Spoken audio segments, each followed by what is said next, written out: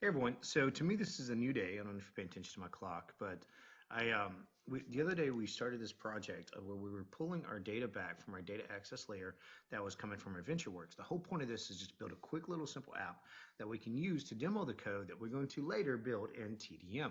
Seems like a lot of work, but realistically, if you put the hours and time versus into how long it took to build this website, it was very little. To me, it's a lot because I'm bouncing around doing other things, but time versus effort, it didn't take very long to build this. We did abandon the idea of creating an API just because the data was so thick and so throttled. I mean, not throttled, that the API would take some massaging, and I really don't want to give the time to do that. If I was really building this for a customer, then I would massage the data, pull back, throttle a lot of the data, and make it easier to come through the API. So what we did was we created our controller, which is our products. Like I was saying, that this goes back, it gets all of the products. Now the products has a lot of joins to other tables, and that's why it needs to be throttled when it comes back, and you'll see that shortly, maybe. Um, oops, my mouse click isn't working very well. So then if you come over and look, what we have in here is we have our views. Our product, of course, calls this product view. Now in this product view, this is very important. I have a div called grid, a div called examples. You can change that, right? That's just a div. That's not important. The one thing, let me clean some of this up while we're here. We're not going to use these. You do have to reference your Ajax, okay? I'm sorry, you have to reference your jQuery, and the reason I said Ajax because it threw me off with this word right here. And then you do that so you can use jQuery in your code. We'll get to that in a second.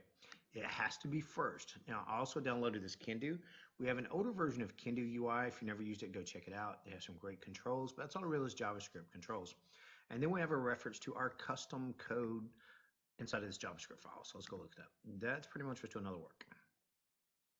So if I go to scripts, I have my link to my Kindu, and then I have my custom products. We'll have more in here. And that's just a practice I have, right? So naming convention, somebody can look at this, oh, these are the custom scripts, these are products, get products. So looking at the products.js, the first thing we want to do is create a reference to our controller. So if you look at this products, now the way Microsoft works is it puts the name in front of the word controller. And behind the scenes, it knows it's controller because it has a word controller, but to reference it, you just want the name before it, okay? Which is products. The second thing it looks at is what method is it going to call. So in this case, we're calling get products. Even though this is an action result, it will be returning the JSON file. You can have many action results as you want. They all don't have to link back to pages or things like that. There's many different kinds. You can Google that. But for this case, we just need the one. So we can't put a breakpoint in here. I'll put a couple just so we don't have to go through that again. Then once it does that, obviously the first thing you've got to do, let's collapse all this, is you got to have your start. Your start is document.ready. So the first thing it's going to do is call this get all products. The get all products is an Ajax call. It links the URL to the controller that we put at the top. The method I want to use is a get.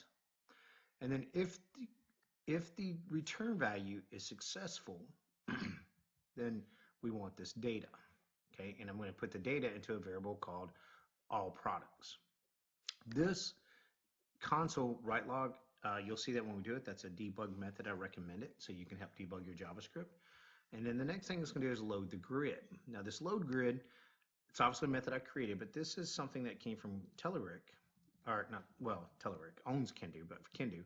So we reference our grid back to the div here. And again, in a more professional way, you'd probably name this on like products or something like that. And then we just kind of go through this. So the theme's not going to work because I'm not referencing the CSS file, but it would if it was there. And what I'm doing, I'm only wanting the product ID, the name, the product number, and the list price. So if I scroll down and look, the rest of this is just pretty common sense if you look at it. But I recommend going to Kindu's website. They have some great examples out there, and they're free to look at. But then what I'm going to do is now I'm going to create my columns, product, name, the product number, and the list price. So let's watch this run.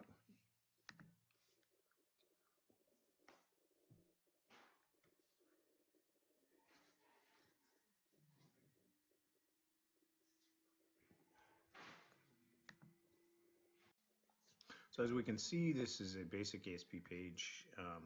I don't have links. I will create links, but if I go to products, that's going to call the products controller.